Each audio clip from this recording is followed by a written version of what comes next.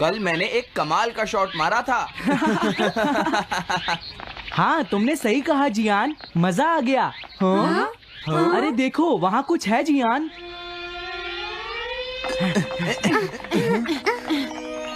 हाँ? ये क्या है? इसे खोलकर देखो। हाँ? एक कैट। लगता है इस कैट को यहाँ पर कोई छोड़ गया है।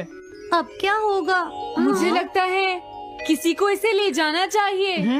हाँ? अरे नहीं, मैं नहीं ले जा सकता, मेरे पास पहले से ही एक डॉग है। तुम बताओ सुनियो। मैं भी नहीं ले जा सकता, हमारे घर में पहले से ही एक कैट है। वो एक पर्शियन कैट है नोबिता, और मेरे डैड उसे पेरिस से लेकर आए थे। समझे? और मैं भी नहीं, मेरे पास पहले से ही एक कैनरी है। तुम इसे अपने साथ क्यों नहीं ले जाते नोबिता? मैं नहीं ले जा सकता, मेरी मॉम को कैट पसंद नहीं है। हाँ? मेरी मॉम मुझे इसे घर में रखने नहीं देंगी। अब हमें क्या करना चाहिए नोबिता? हाँ?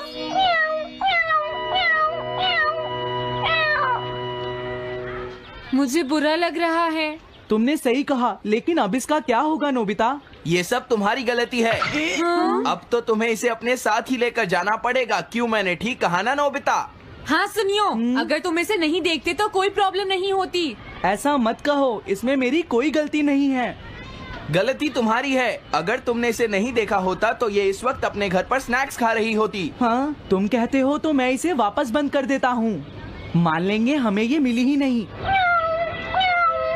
प्लीज इस तरह से मेरी तरफ मत देखो, लेकिन मुझे इस बात का पूरा यकीन है, कोई अच्छा इंसान तुम्हें जरूर ले जाएगा।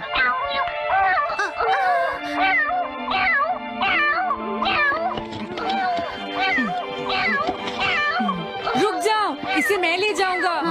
अगर तुम्हारी मॉम को ये अच्छा नहीं लगा तो? मैं इसे यहाँ नहीं छोड़ूंगा। क्या तुम सच में ये कर पाओगे नोबिता? हाँ, मैं मॉम को समझाऊंगा। थैंक यू नोबिता, तुम इसका अच्छी तरह से ख्याल रखना, ये बहुत प्यारी है। क्यों, है ना? ओके, आज से ये कैट नोबिता की है। देखो, मैं मॉम को मनाने की पूरी कोशिश करूंगा।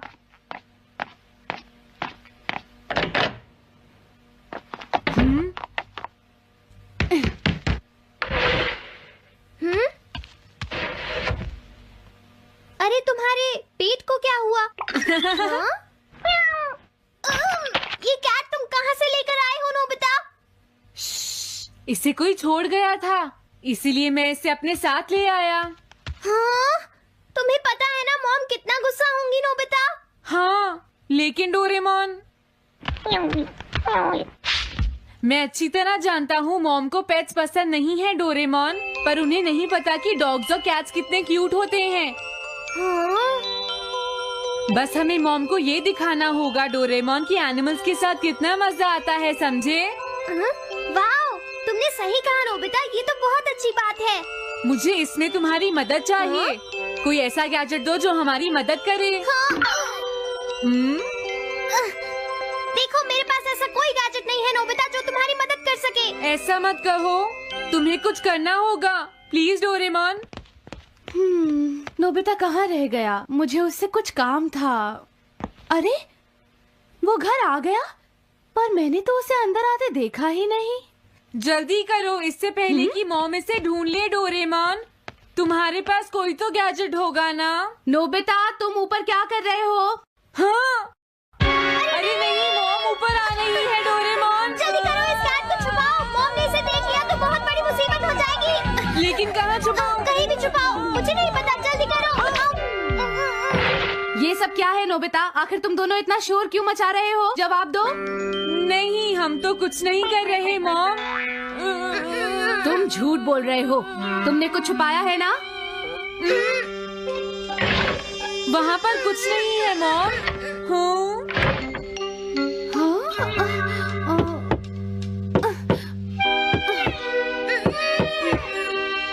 अजीब है।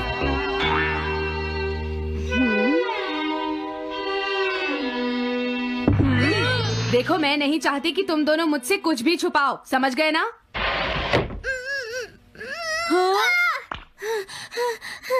अब मैं तुम्हारी मदद नहीं करूँगा। प्रॉब्लम बड़ी है, अब क्या करें? ये तो आसान है। हमें मॉम को बस ये दिखाना है कि ये कैट कितनी स्मार्ट और यूजफुल है, समझे? ये तो बहुत अच्छा आइडिया है, पर क्या ये छोटी सी कैट वो सब कर पाएगी जो हम इसे कहेंगे? उसके लिए भी मेरे पास कुछ है। Animal reincarnation egg. वाह, ये तो एक बहुत बड़ा एग है। अगर तुम इसके अंदर जाओगे और किसी एनिमल के बारे में सोचोगे तो ये गैजेट तुम्हें उस एनिमल जैसा ही बना देगा, नोबिता, समझे? हाँ? यानी इस तरह से मैं मॉम को समझा सकता हूँ कि कैट्स कितनी यूजफुल होती हैं। हाँ, तुम सही समझे। इसमें बहुत मजा आएगा। ट्राई करते हैं। हो सकता है बात बन जाए।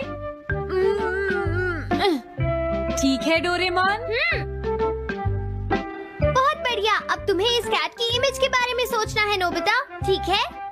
हाँ, ओके। तैयार हो जाओ, मैं कवर बंद करता हूँ।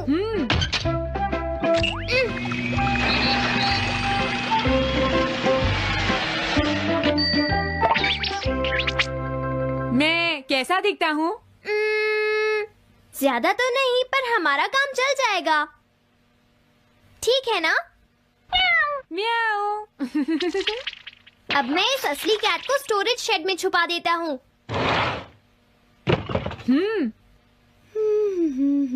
अरे हाँ नोबिता, क्या तुम चेक करोगी कोई मेल तो नहीं आई है? तुम कितने स्मार्ट हो ये दिखाने का सिर्फ यही चांस है। मैं समझ गया। हाँ? म्याऊ। ओह, थैंक यू सो मच। हाँ? तुम अंदर कैसे आई? जल्दी से बाहर निकल जाओ वरना अच्छा नहीं होगा। जरूर नोबिता ही उसे लेकर आया होगा। वो कैट कहीं भी छुपी हो, मैं उसे जरूर ढूंढ लूंगी। मुझे लगता है वो जरूर इस शेड में छुपी होगी। हाँ? अब क्या होगा नोबिता? मुझे नहीं पता। देखो, मेरे पास मत आना। हाँ? अरे ये तो अंदर चली गई। अभी बाहर निकालती हूँ। हाँ? जिस तरह से मॉम रिएक्ट कर रही है, मुझे नहीं लगता वो मानेंगी। हमें उसके लिए कोई दूसरा ओनर ढूंढना होगा। क्या सच में? ये तो बुरा हुआ। क्या हम कुछ नहीं कर सकते? बाहर निकलो यहाँ से। घर में कोई है? आती हूँ। बोलो। क्या आपको कैट्स पसंद है? मेरे पास एक बहुत अच्छी कैट है। क्या ये वाली? लेकिन ये तो क्यूट नहीं है। देखिए, ये तो बस एक सैंपल है। जो असली कैट है वो सच में बहुत क्यूट है, मेरा यकीन कीजिए। मैं रख लेती, लेकिन मुझे कैट्स पसंद नहीं है। अगर तुम्हें कैट्स पसंद नहीं है तो पहले ही बता देना चाहिए था। हाँ, अच्छा ठीक है, अब मैं चलता हूँ। वो आखिर कहाँ छुपी होगी? जब तक वो घर से बाहर नहीं जाएगी मुझे चैन नहीं आएगा। क्या कोई ऐसा है जिसे एक क्यूट कैट चाहिए? मुझे नहीं लगता इस तरह बात बनेगी डोरेमोन। हमें हार नहीं माननी चाहिए, हमें उस कैट की मदद करनी है। क्या कोई है जिसे एक क्यूट कैट चाहिए? म्याऊ। इस बार ये नहीं बचेगी। हाँ! अरे नहीं, ये क्या?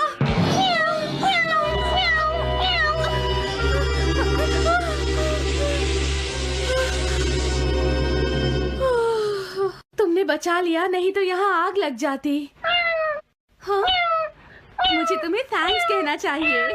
तुम तो बहुत अच्छी कैट हो। तुम्हें भूख लगी होगी, मैं तुम्हें थोड़ा दूध देती हूँ। लगता है तुम्हें बहुत भूख लगी है। इसे पीने के बाद तुम यहाँ से चली जाना, ठीक है? घर में कोई है? आई! अरे मैडम, आप यहाँ? हेलो। अरे वाह, ये तो बहुत ही प्यारी कैट है। मैं यहाँ किसी काम से आई थी, इसलिए सोचा तुमसे मिलती हुई चलूं। आपने अच्छा किया। मेरे हस्बैंड तो अक्सर आपकी तारीफ करते रहते हैं। आप खड़ी क्यों हैं? अंदर आइए ना प्लीज। तुम्हारी कैट तो सच में बहुत प्यारी है। हाँ। मेरे हस्बैंड और मुझे, हम दोनों को कैट्स बहुत पसंद हैं। तुम्हें भी पसंद है? हाँ, बिल्कुल बहुत पसंद है। अरे कुरो, तुम हो? अरे नहीं, ये मेरा कुरो नहीं है, ये तो कोई और है। ये तो बस दिखाने के लिए एक सैंपल है। क्या आपकी कैट का नाम कूरो है? हाँ, उसने मेरा एक कीमती गमला तोड़ दिया था, इसलिए मैंने उसे भगा दिया। तभी से मेरा ग्रैंड चाइल्ड बहुत उदास है और मेरी समझ में नहीं आ रहा मैं क्या करूं। अगर ऐसी बात है तो मैं आपकी असली कुरो अभी लाकर देता हूँ। प्लीज थोड़ा वेट कीजिए, ठीक है? अच्छा तो अब मैं चलती हूँ। आप हमारे घर आई, मुझे बहुत अच्छा लगा। मैं तुमसे दोबारा मिलने आऊंगी। तुम बहुत अच्छी हो। अब मैं तुम्हें घर से नहीं निकालूंगी। सॉरी मैंने तुम्हें तंग किया। अब से मैं तुम्हें कभी कोई तकलीफ नहीं होने दूंगी। मैं तुम्हारे लिए जल्दी से डिलिशियस कैट फूड लाती हूँ। तुम घर का ध्यान रखना, समझ गई ना? कुरो, तुम्हारे लिए गुड न्यूज है। तुम्हारे ओनर का पता चल गया है। हम तुम्हें अभी वहाँ ले चलते हैं, ठीक है? जाने से पहले मुझे हाँ? पहले जैसा बना दो डोरेमोन। हाँ हाँ ठीक है नोबिता।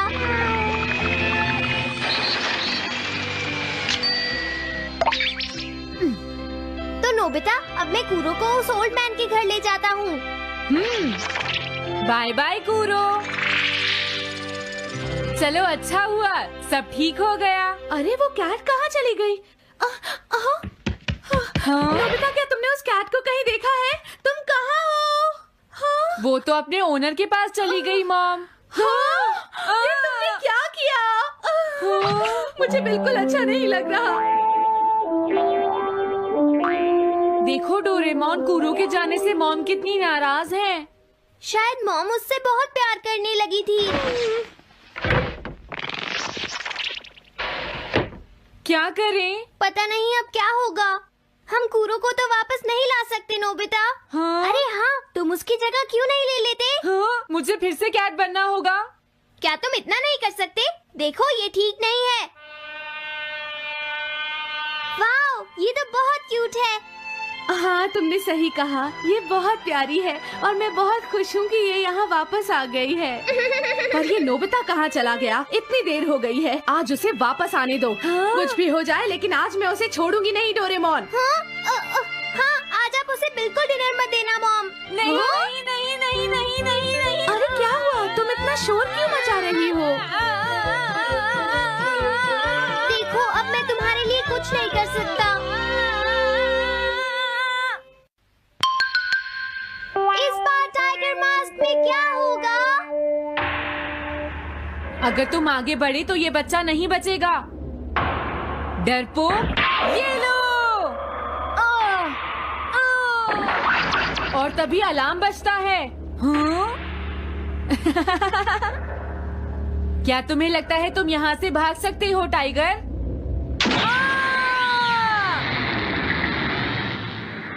हमेशा कॉमिक के अंत में स्टोरी कितनी इंटरेस्टिंग हो जाती है डोरेमोन। निजी को नीजो की टाइगर मास्क हमेशा मुझे सस्पेंस में रखती है डोरेमोन। लेकिन नोबिता, अगले इशू में टाइगर मास्क कैसे बचकर निकलेगा? मुझे नहीं पता डोरेमोन। मुझे तो ऐसा लगता है नोबिता, इस बार वो बच नहीं पाएगा। ऐसा नहीं हो सकता। बिना हीरो के कॉमिक का क्या होगा? मुझे पूरा यकीन है उसके पास एक बढ़िया प्लान होगा डोरेमोन। लेकिन वो क्या करेगा? आइडिया, हम ऑथर से पूछ सकते हैं नोबिता। ये है ऑथर निजी को नीजो का घर। क्या घर पर कोई है?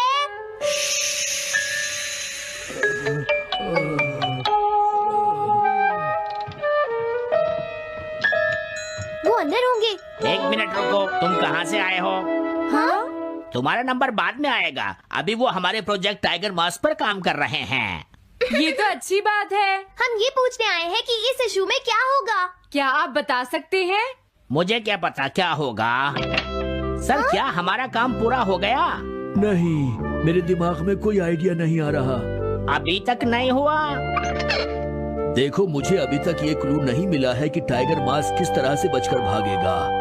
ये आप क्या कह रहे हैं सर? अगर आप लिखेंगे नहीं तो हम कॉमिक्स में क्या छापेंगे? ये सब तुम्हारी वजह से हुआ है। मैंने तो पहले ही कहा था कि मैं इतनी जल्दी नहीं लिख सकता। देखिए ये ठीक नहीं है। आप अपनी गलती को दूसरों पर नहीं डाल लगता सकते। है उन्हें पता ही नहीं है कि आगे क्या होगा। अब तो मेरी ये जानने की इच्छा और बढ़ गई है डोरेमोन कि आगे क्या होने वाला है। तुमने सही कहा नोबिता। अब क्या करें? हाँ, समझ गया। अरे नहीं, लेकिन किस बारे में डोरेमोन? हम अगले महीने में जाने के लिए टाइम मशीन का इस्तेमाल करेंगे। तुम्हारा आइडिया तो बहुत अच्छा है डोरेमोन।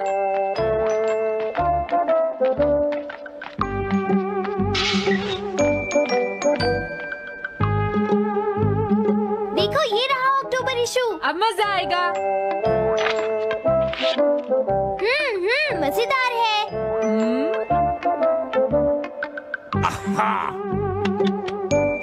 मुझे परेशान मत करो।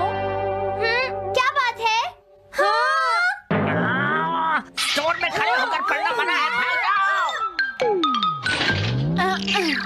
हमने तो सिर्फ आधी कॉमिक पढ़ी डोरेमोन। देखो नोबिता, मुझे तो इस बात की खुशी है कि हम कम से कम आधी कॉमिक तो पढ़ पाए। अब सिर्फ हमें ही अगले इशू की आधी स्टोरी पता है डोरेमोन। तुम्हें क्या लगता है सुनियो, इस बार टाइगर मास्क में क्या होने वाला है?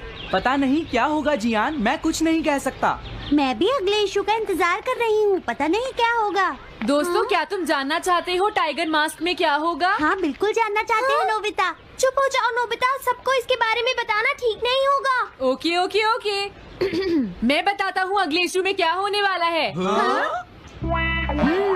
क्या तुम यकीन से ये बात कह रहे हो नोबिता? हाँ बिल्कुल जियान। तो जल्दी से हमें बताओ नोबिता। जल्दी बताओ नोबिता, टाइगर मास्क के साथ क्या होने वाला है? अब इतनी रिक्वेस्ट कर रहे हो तो मैं बता देता हूँ। याद रखना, तुमने सिर्फ आधी कॉमिक पढ़ी है नोबिता। अगर जियान नाराज हुआ तो मैं कुछ नहीं करूँगा। तो उसके बाद सीन चेंज होता है दोस्तों। सीन चेंज होता है? और उसके बाद टाइगर मास्क का छोटा भाई वहाँ पहुँच जाता है। क्या कहा? टाइगर मास्क का एक छोटा भाई भी है? अरे ये तो मुझे पता ही नहीं था। उसके बाद वो अपने बड़े भाई को बचा लेता है और उसके बाद वो डार्क फोर्सेस के हेडक्वार्टर्स को ढूंढ लेता है। समझ गए? हाँ, और फिर क्या? हाँ क्या वो हेडक्वार्टर्स में घुस जाता है? हाँ जियान, वहाँ पहुँचने के बाद वो मैंने तो तुमसे पहले ही कहा था। हाँ बोलो नोबिता, फिर क्या हुआ? उसके बाद क्या हुआ? उसके बाद हुआ, हाँ वो एक सीक्रेट है दोस्तों। हाँ? ये तुम क्या कर रहे हो? मेरे साथ आओ। अरे ये तो वही है। ये तो टाइगर मास्क के ऑथर मिस्टर निजिको हैं। ये सब हो क्या रहा है? तुम ये बात सिर्फ मुझे बताओगे यंग मैन, ठीक है? अब जल्दी से बताओ उसके बाद क्या हुआ। लेकिन देखो, तुम ही हो जिस पर मैं भरोसा कर सकता हूँ, प्लीज बताओ। मुझे सच में नहीं पता आगे क्या हुआ। देखो हाँ? ऐसा मत कहो। मैं सच कह रहा हूँ, मुझे नहीं पता। रुक जाओ, तुमने मुझे आधी कहानी बताई है, ये ठीक नहीं है। रुक जाओ। तुमने खुद ही तो ये कॉमिक्स लिखी है, तुम्हें पता होना चाहिए आगे क्या होगा। मुझे जाने रुक दो। जाओ, मैं तुमसे इसलिए पूछ रहा हूँ क्योंकि मैंने अभी तक इसे नहीं लिखा है। प्लीज बताओ ना। मिस्टर निजिको, प्लीज अपने आप को संभालिए। सर, आप अचानक इस तरह कहाँ गायब हो गए थे? मैं बस यूं ही थोड़ी देर घूमने के लिए आया था। आप जल्दी नहीं करेंगे तो हम प्रिंटिंग टाइम से नहीं कर पाएंगे। देखा तुमने, अगर तुम मुझे नहीं बताओगे तो मैं इसे टाइम से नहीं लिख पाऊंगा।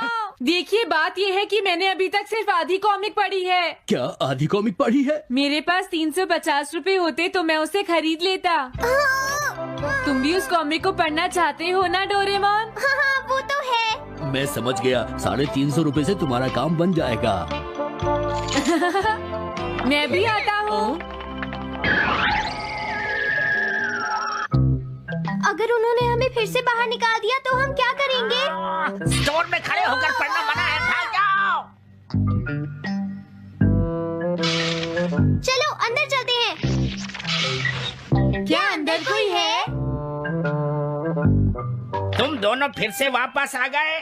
तुमने सुना नहीं था स्टोर में खड़े होकर पढ़ना मना है? हम पढ़ नहीं रहे। इस बार हम पैसे लेकर इसे खरीदने आए हैं। हाँ? दोबारा जरूर आना। मिस्टर निजिको, अरे तुम आ गए। अगर बुरा ना माने तो आप थोड़ी देर बाहर बैठ सकते हैं। हाँ ठीक है, पर आप थोड़ा जल्दी लिखिएगा। ये रही कॉमिक। अरे ये तो अक्टूबर का इशू है, ये तो अभी तक छपा भी नहीं है। तुम्हें कहाँ से मिल गया? कोई बात नहीं, ये मैं तुमसे बाद में पूछ लूंगा। अरे टाइगर मास्क तो फंस गया था, आखिर वो किस तरह से बच गया? ओ, तो उसका एक छोटा भाई भी है, अब समझा। हाँ। ओ, क्या तुम्हें सच में लगता है कि तुम हमसे बच पाओगे जैगुआर? अरे ये क्या है? इसका मतलब तो ये हुआ कि जैगुआर मास्क सबसे आखिर में पकड़ा जाएगा। अगर एंडिंग ऐसी होगी तो इसे आगे लिख पाना बहुत मुश्किल हो जाएगा। लेकिन इसमें हमारी तो कोई गलती नहीं है। तो इसका मतलब नवंबर इशू के लिए मुझे अभी से कोई आइडिया सोचना पड़ेगा। लिखना है तो अभी से ही सोचना पड़ेगा। ठीक है, लेकिन इसका ऑथर तो बहुत ही बेकार है। अरे नहीं, इसका ऑथर तो मैं ही हूँ। क्या आपने काम अभी तक पूरा नहीं किया सर? अब कोई रास्ता नहीं है, मुझे इसी में से कॉपी करना पड़ेगा। इसके बाद तुम्हें यंग जंप भी लिखना है और उसके बाद मिस फॉर्चून। आप थोड़ा जल्दी कीजिए सर, हम काफी देर से इंतजार कर रहे हैं। मैं ये सब नहीं लिख सकता। जाओ अगले महीने की सारी कॉमिक्स ले आओ। अगले महीने की सारी कॉमिक्स ले आए। शायद इसे कुछ नहीं आता। हम सारी कॉमिक्स ले आए सर। अरे आपको क्या हो गया है? मेरे सर में बहुत दर्द हो रहा है, मैं काम नहीं कर सकता। क्या तुम दोनों मेरे लिए इन सब कॉमिक्स की कॉपीज बना दोगे प्लीज? लेकिन काम अभी तक नहीं हुआ सर। बस होने ही वाला है, थोड़ी देर इंतजार कीजिए। एक बात बताओ, हम यहाँ बैठकर ये सब There are moments in life when you're not devalued by words but by silence. You speak, and it's as if your words vanish into the void. No one hears you. No one notices. No one says thank you. And that kind of indifference cuts deeper than open aggression, because you gave your effort. You were sincere. You cared. And in return, you were met with coldness, mockery, or worse, complete emotional absence, like you never existed at all. That isn't just rejection. It's a slow, painful erosion of your self-worth. The Stoics had a word for this. An insult to your inner logos, the part of the soul that defines your essence. Devaluation isn't just rudeness. It's an attack on your very right to matter. Here's the paradox. The people who devalue you aren't always stronger. They're the ones to whom you gave your power by explaining, forgiving, adjusting, and doing it again and again. And before you know it, your words lose their weight. Not because they lack meaning, but because they've become routine, common, not rare.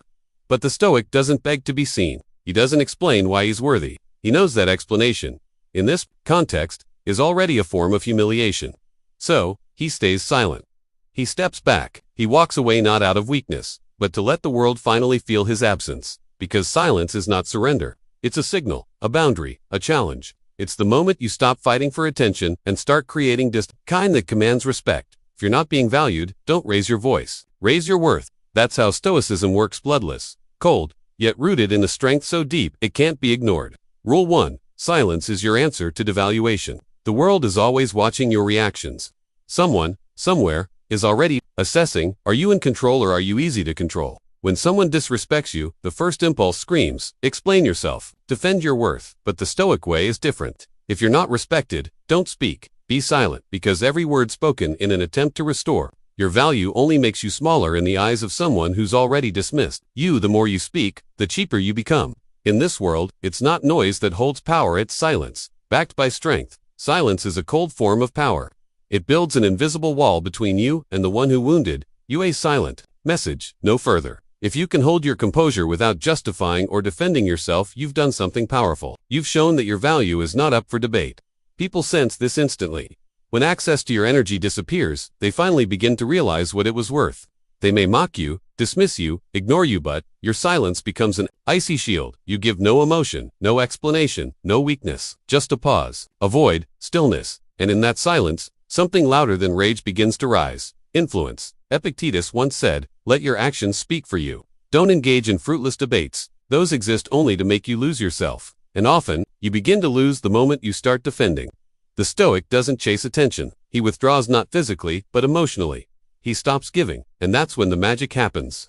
What was once irritation and dominance turns into anxious awareness, because no one truly values what's always available. But the moment your voice vanishes, they all suddenly want it back. This isn't manipulation, this isn't revenge, it's a boundary. One drawn not with words but with absence. Silence is an act of self-respect that needs no audience. It's not theater, it's presence. It's the awareness that if you're not being heard, maybe the wisest move is to go quiet, and that silence will speak volumes. Because where your energy once lived, a void begins. And that void becomes a powerful teacher. When someone is faced with the absence of what they once took for granted, they finally begin to understand what they lost. Your silence becomes a mirror. Your departure becomes a cold challenge. Try now without me. The Stoic doesn't leave because he can't stay. He leaves because he knows his value. He doesn't sacrifice himself for roles that were never his to play. He simply stops participating in a performance where his character is being used. He stops being the background and, in doing so, becomes the stage. Understand this. Leaving isn't the end of a relationship. It's the end of the illusion that it had value without respect. Sometimes, to start respecting yourself, you have to disappear from the places where your presence has become convenient but not meaningful. That hurts. But staying on slowly. Losing respect for yourself hurts even more. As Simon Sinek said, a wise man never stays where he cannot live with dignity. It's not about comfort, it's about honor. If your dignity isn't welcome, your departure is. Staying where you are not respected isn't strength, it's dependency. And the Stoic chooses detachment. He chooses value of in if it means walking alone. Rule 3. Don't educate, demonstrate consequences. When you're being devalued, your instinct is to explain, to fix, to correct. But Stoicism says, don't try to teach those who've already chosen not to respect you. Show them consequences, not through lectures, but through distance. People don't change after your speeches. They change when they lose access to your warmth, your care, your presence. That's the only thing that stirs their awareness. A Stoic knows explanations without consequences are invitations for repetition. Every time you say, that hurts, that's not okay, but stay anyway, we're training them to ignore your no, and in that, your value begins to fade. They see you as an emotional donor, giving, tolerating, explaining and giving again. But the Stoic responds differently. He withdraws calmly, quietly, no drama. He simply exits the game that's been played too long. That is the highest form of absence response. When you are devalued, don't argue, disappear, stop calling, stop justifying, stop saving the connection. Let the other person ask themselves, where did it all go? That's when reflection begins, because where your participation ends, their maturity might begin, if it ever will. The Stoic doesn't seek revenge. He doesn't retaliate. He simply moves forward with dignity.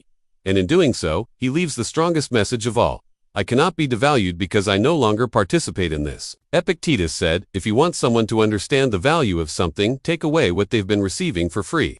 Not because you're cruel, but because you've outgrown being convenient.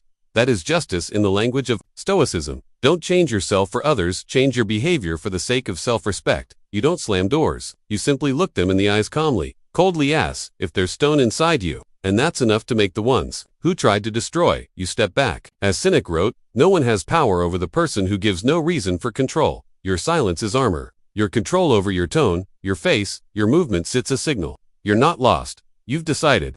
If someone hoped to shake you emotionally, manipulate you with guilt or pity, they now face a mirror that reflects only themselves. Because a Stoic doesn't play with feelings that lack mutual respect. Being calm doesn't mean being cold. It means being intentional, not handing out your soul to every act of disregard, not giving warmth to those who respond with ice. Calmness is the seal you leave behind with silence. It's the gaze that says, you couldn't destroy me, you couldn't even touch me. And if you are wounded, the Stoic won't show it immediately. He'll step away. He'll tend to his wounds in solitude. He'll feel but never perform, because to a Stoic, emotions are sacred ground, not a stage for those who never earned access. This isn't pretending, it's discipline. Rule 5. If you have to explain your worth, you've already lost. The moment you begin to prove your value, you've surrendered your ground. Real worth doesn't need to be justified. It's either felt or ignored. A Stoic knows, if someone can't see your depth, no monologue will open their eyes. It only shows one thing: you're trying too hard to be accepted where you're not respected.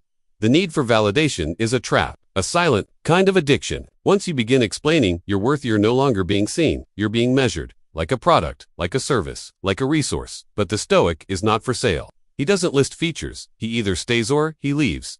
Without prelude, without apology, without noise. His behavior needs no explanation because it's rooted in self-respect. If someone doesn't see you, the Stoic doesn't yell, look. He simply says, in silence, then you were never meant to. Every explanation chips away at your presence. Every argument for your value cheapens it. Like silence, the more noise around it, the harder it is to hear. But when you leave without shouting, without sulking, without notes, that's when the absence begins to speak. And only then do people realize they lost something rare. Because the truly precious things are felt after they're gone, not while they're here. Marcus Aurelius once said, do not seek to be understood, seek to be at peace with yourself. That is the ultimate lesson. Value is not a strategy, it is a state of being. It cannot be begged for, traded for, or bought. With attention, you can be the most loyal, caring, and present soul and still go unseen if you don't fit someone's expectations.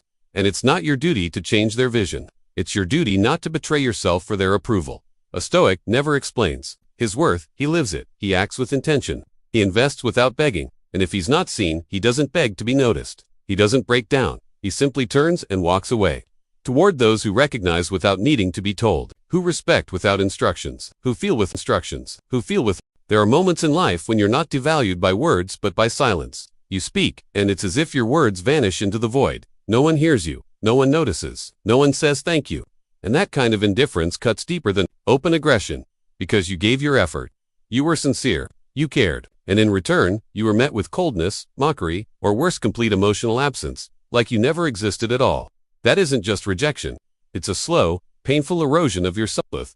The Stoics had a word for this, an insult to your inner logos, the part of the soul that defines your essence. Devaluation isn't just rudeness, it's an attack on your very right to matter. Here's the paradox. The people who devalue you aren't always stronger. They're the ones to whom you gave your power by explaining, forgiving, adjusting, and doing it again and again.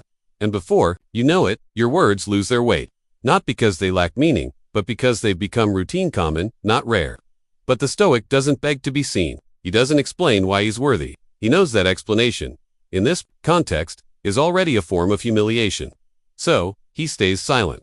He steps back. He walks away not out of weakness, but to let the world finally feel his absence. Because silence is not surrender. It's a signal, a boundary, a challenge. It's the moment you stop fighting for attention and start creating kind that commands respect. If you're not being valued, don't raise your voice. Raise your worth. That's how Stoicism works, bloodless, cold, yet rooted in a strength so deep it can't be ignored. Rule 1. Silence is your answer to devaluation. The world is always watching your reactions.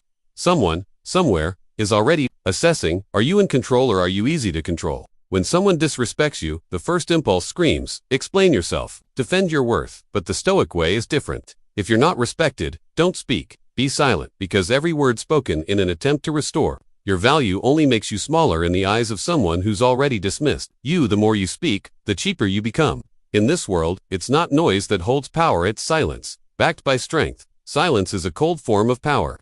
It builds an invisible wall between you and the one who wounded you. A silent message, no further. If you can hold your composure without justifying or defending yourself, you've done something powerful. You've shown that your value is not up for debate. People sense this instantly. When access to your energy disappears, they finally begin to realize what it was worth. They may mock you, dismiss you, ignore you, but your silence becomes an icy shield. You give no emotion, no explanation, no weakness, just a pause, a void, stillness, and in that silence, something louder than rage begins to rise. Influence. Epictetus once said, let your actions speak for you. Don't engage in fruitless debates. Those exist only to make you lose yourself. And often, you begin to lose the moment you start defending. The Stoic doesn't chase attention. He withdraws not physically, but emotionally. He stops giving, and that's when the magic happens. What was once irritation and dominance turns into anxious awareness, because no one truly values what's always available. But the moment your voice vanishes, they all suddenly want it back. This isn't manipulation, this isn't revenge. It's a boundary. One drawn not with words but with absence. Silence is an act of self-respect that needs no audience. It's not theater, it's presence. It's the awareness that if you're not being heard, maybe the wisest move is to go quiet. And that silence will speak volumes. Because where your energy once lived, a void begins. And that void becomes a powerful teacher. When someone is faced with the absence of what they once took for granted, they finally begin to understand what they lost. Your silence becomes a mirror. Your departure becomes a cold challenge. Try now without me. The Stoic doesn't leave because he can't stay. He leaves because he knows his value. He doesn't sacrifice himself for roles that were never his to play. He simply stops participating in a performance where his character is being used. He stops being the background and in doing so, becomes the stage. Understand this. Leaving isn't the end of a relationship. It's the end of the illusion that it had value without respect. Sometimes, to start respecting yourself, you have to disappear from the places where your presence has become convenient but not meaningful. That hurts. But staying on slowly. Losing respect for yourself hurts even more. As Simon Sinek said, a wise man never stays where he cannot live with dignity. It's not about comfort, it's about honor. If your dignity isn't welcome, your departure is. Staying where you are not respected isn't strength, it's dependency. And the Stoic chooses detachment. He chooses value within if it means walking alone. Rule 3. Don't educate, demonstrate consequences. When you're being devalued, your instinct is to explain, to fix, to correct. But Stoicism says, don't try to teach those who've already chosen not to respect you. Show them consequences, not through lectures, but through distance. People don't change after your speeches. They change when they lose access to your warmth, your care, your presence. That's the only thing that stirs their awareness. A Stoic No's, explanations without consequences, are invitations for repetition. Every time you say, that hurts, that's not okay, but stay anyway, we're training them to ignore your no, and in that, your value begins to fade. They see you as an emotional donor, giving, tolerating, explaining and giving again. But the Stoic responds differently. He withdraws calmly, quietly, no drama. He simply exits the game that's been played too long. That is the highest form of absence response. When you are devalued, don't argue, disappear, stop calling, stop justifying, stop saving the connection. Let the other person ask themselves, where did it all go? That's when reflection begins, because where your participation ends, their maturity might begin, if it ever will. The Stoic doesn't seek revenge. He doesn't retaliate. He simply moves forward with dignity. And in doing so, he leaves the strongest message of all. I cannot be devalued because I no longer participate in this. Epictetus said, if you want someone to understand the value of something, take away what they've been receiving for free. Not because you're cruel, but because you've outgrown being convenient. That is justice in the language of Stoicism. Don't change yourself for others, change your behavior for the sake of self-respect. You don't slam doors. You simply look them in the eyes calmly, coldly ask if there's stone inside you. And that's enough to make the ones who tried to destroy you step back. As Cynic wrote, no one has power over the person who gives no reason for control. Your silence is armor. Your control over your tone, your face, your movement sits a signal. You're not lost. You've decided.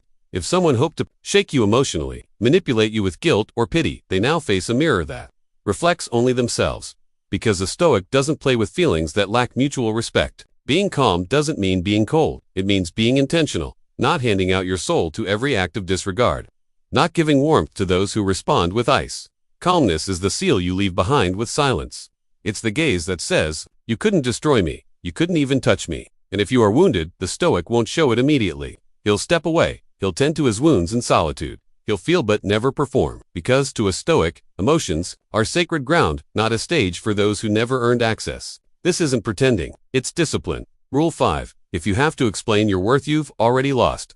The moment you begin to prove your value, you've surrendered your ground. Real worth doesn't need to be justified. It's either felt or ignored. A Stoic knows, if someone can't see your depth, no monologue will open their eyes. It only shows one thing: you're trying too hard to be accepted where you're not respected. The need for validation is a trap, a silent kind of addiction. Once you begin explaining your worth, you're no longer being seen, you're being measured. Like a product, like a service, like a resource. But the Stoic is not for sale. He doesn't list features. He either stays or he leaves.